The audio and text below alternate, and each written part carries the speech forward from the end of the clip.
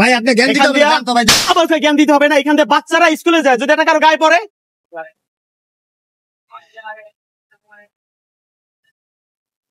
ভাই এটা কি আপনার? না আমাদের কি ছেড়ে ধরলেন কেন? এটা কতদিন হলে রাখছেন এখানে ভাই? 15 দিন হয়েছে রাখছি, সমস্যা কি? 15 দিন হলে রাখছে আপনি, যে এটা কি অকাজের জিনিস? আপনি এটা এই যে অন্য জায়গায় ফালা রাখেন, এদিক দিয়ে অনেক বাচ্চা কাচ্চা রাখে। ভাই আমাদের মন থেকে আমাদের দোকানের জায়গায় আমরা রাখছি, এটা তো আপনার বাপের জায়গায় রাখছি, আপনি জায়গায় ধরলেন। আপনি কি খারাপ কথা বলছি? আপনি এই ধরনের ব্যাপার করতেছেন কেন?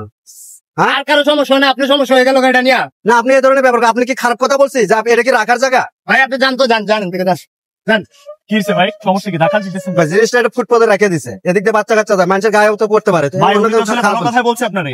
আপনি জিনিসটা আমি সেই দিনে দেখে গেছি, 15 দিন আগে দেখছি এখানে গ্লাসটা রাখা। আপনি যে একটা ব্যবসা করেন বা আপনার যে দোকান থেকে গ্লাসটাতে ময়লার গাড়িতে দেওয়ার আপনার সময় হয়নি? ভাই আপনি জ্ঞান দিতে হবে না, ভাই আবার জ্ঞান দিতে হবে না। এখান থেকে বাচ্চারা স্কুলে যায়, যদি এটা কারো গায়ে পড়ে।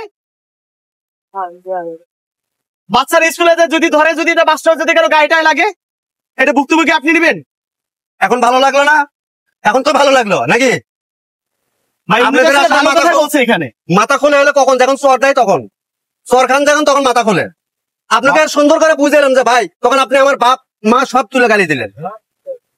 ভাই দেশটা তো আসলে আমাদের দেশ, আমাদের তো আসলে পরিষ্কার পরিচ্ছন্নতা রাখতে হবে। আপনি এই জিনিসটা কাজ করাইছেন, কাজ করে এখানে ময়লার গাড়ি যায়, 10 টাকা লাগবে, ময়লার গাড়িতে আপনি উঠাই দেন। তা 15 দিন ধরে গ্লাসটা এখানে ফালা রেখে দিচ্ছেন কেন ভাই? এইগুলা কেন করবেন আপনারা?